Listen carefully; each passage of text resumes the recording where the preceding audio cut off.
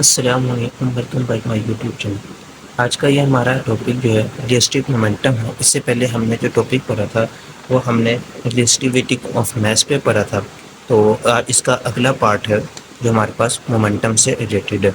इसमें हमारे पास दो केस हैं। इसको मैंने दो केस में रखा है। एक केस में क्या है कि हमारे पास जो ऑब्जर्वर है वो रेस्ट में है, जबकि सेकेंड केस में हमारे पास ऑब्जर्वर जो है वो मूव कर रहे हैं। तो केस वन में हमारे पास क्या होता है, देखो केस वन में जब ऑब्जर्वर रेस्ट में था तो वो देखते हैं कि हमारे पास दो ऑब्जेक्ट हैं जिनकी डायरेक्शन जो है वो एक की डायरेक्शन इस तरीके से है, ठीक है, और दूसरे की डायरेक्शन इस तरीके से। जब ये दोनों बॉडी आपस में कोलाइड करती हैं तो क्या होता है, जो एक बॉडी है वो वाई एक्सिस की तरफ चली जाती है पर पॉजिटिव वाई एक्सिस की तरफ, और दूसरी वाली नेगेटिव वाई एक्सिस की तरफ चली जाती है। तो अब इसकी डेरिवेशन को देखते हैं।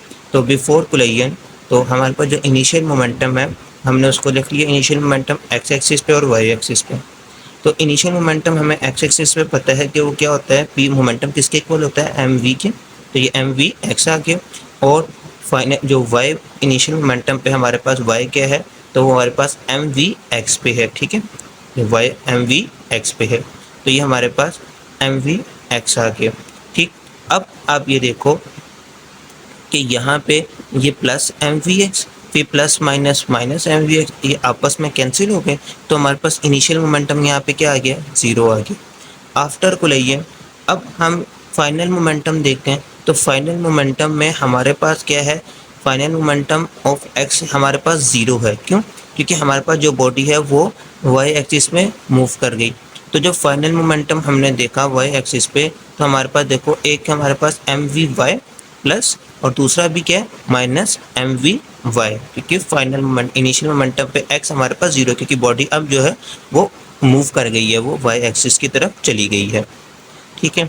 तो यहाँ से एम वी वाई प्लस और minus plus minus minus M V Y आपस में दोनों कैंसिल। तो इनिशियल मोमेंटम और फाइनल मोमेंटम हमारे पास दोनों क्या आ गया, ज़ीरो आ गया। तो ये किस केस में हुआ, जब ये बॉडी हमारे पास रेस्ट में थी। अब केस टू देखते हैं।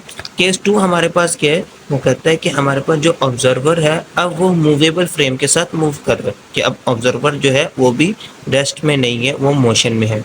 तो जब ऑब्जर्वर मोशन में है और बॉडी हमारे पास जो है वो एक ऑब्जेक्ट जो है वो रेस्ट पे है और दूसरा ऑब्जेक्ट मूव कर रहा है। ये वी एक्स वाला ऑब्जेक्ट मूव कर रहा है और दूसरा ये वाला जो ऑब्जेक्ट है ये हमारे पास रेस्ट में है, जिसकी हमने ज़ीरो लिखी हुई।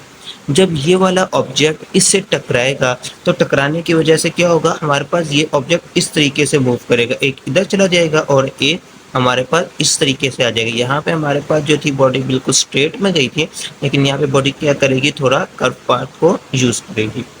तो अब हम इसकी कोलिजन पे आते हैं।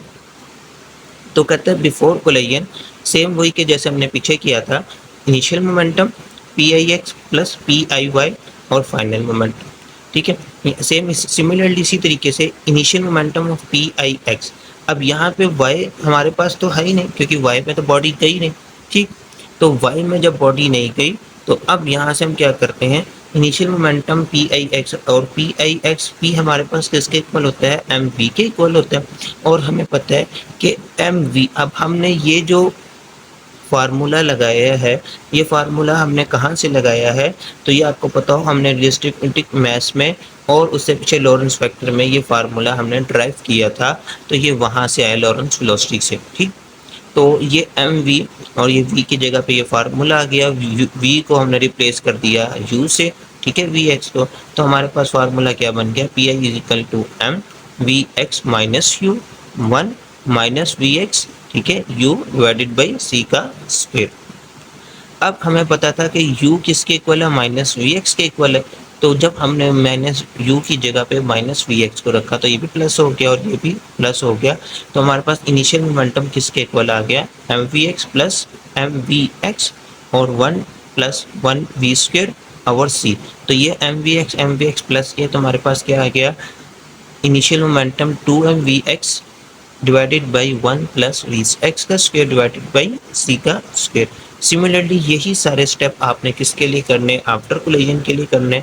बस यहाँ पे हमने इनिशियल मोमेंटम y को जीरो रखा था, यहाँ पे हमने इनिशियल मोमेंटम फाइनल मोमेंटम आई को जो एक्स का कंपोनेंट है उसको 0 रखना है, ठीक है।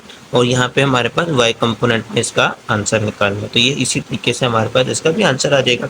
अब आते हैं हम फाइनल मोमेंटम की तरफ। तो अब देखो फाइनल मोमेंटम इन न्यूटोनिक फिजिक्स में हमारे पास पी किसके इक्वल होता है, वो एम वी के इक्वल होता है। और एम हमारे पास ये रिलेटिविटी मैस होता है, क्योंकि हमने स्पेशल थ्योरी ऑफ रिलेटिविटी में पढ़ा था कि एम किसके इक्वल होता है, वो कहता है जो प्रॉपर मैस है और रेस्ट मैस है उसका फैक्टर होता है। तो m is equal to rest mass divided by 1 minus V square C का स्क्वेयर, ठीक है।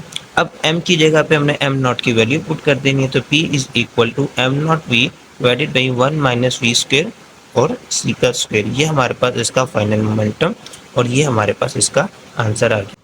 अच्छा बच्चों, ये टॉपिक यहाँ तक ख़त्म हो गया है। नेक्स्ट टॉपिक हमारे पास एनर्जी मास रिलेशन और एनर्जी मोमेंटम से रिलेटेड होगा, तो वो एक ही वीडियो में हम उसकी डेरिवेशन को कवर करेंगे।